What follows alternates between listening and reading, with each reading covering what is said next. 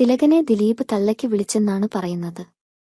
മമ്മൂട്ടി കരഞ്ഞതുമായി ഉണ്ടായ പ്രശ്നമാണ് ശാന്തിവിള ദിനേശ് സംവിധായകൻ എന്നതിലുപരി തുറന്നു പറച്ചിലുകളിലൂടെയാണ് ശാന്തിവിള ദിനേശ് വാർത്തകളിൽ നിറയാറുള്ളത്.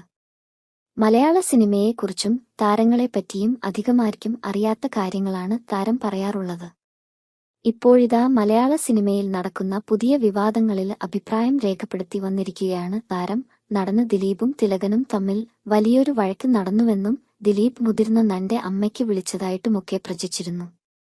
വർഷങ്ങൾക്ക് മുൻപ് അമ്മയുടെ മീറ്റിംഗിനിടെ സംഭവിച്ച വഴക്കാണ് ഇതിന് കാരണം.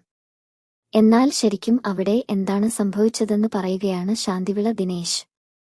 ഫ്രെയിം ടു ഫ്രെയിം എന്ന യൂട്യൂബ് ചാനലിന് നൽകിയ അഭിമുഖത്തിൽ സംസാരിക്കുകയായിരുന്നു താരം. തിലകനെ ദിലീപ് തള്ളയ്ക്ക് വിളിച്ചു എന്നൊരു കഥയുണ്ട്.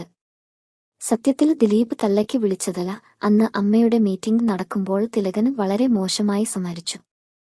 ഇത് കേട്ട് മമ്മൂട്ടി കരഞ്ഞു. മമ്മൂട്ടിയുടെ കണ്ണ് നിറയുന്നത് കണ്ടപ്പോൾ ദിലീപിന് സഹിച്ചില്ല. നിങ്ങൾക്ക് മനസ്സിൽ കാരുണ്യമൊന്നും ഇല്ലേ എന്ന് ദിലീപ് കൈചൂണ്ടി തിലകനോട് ചോദിച്ചു.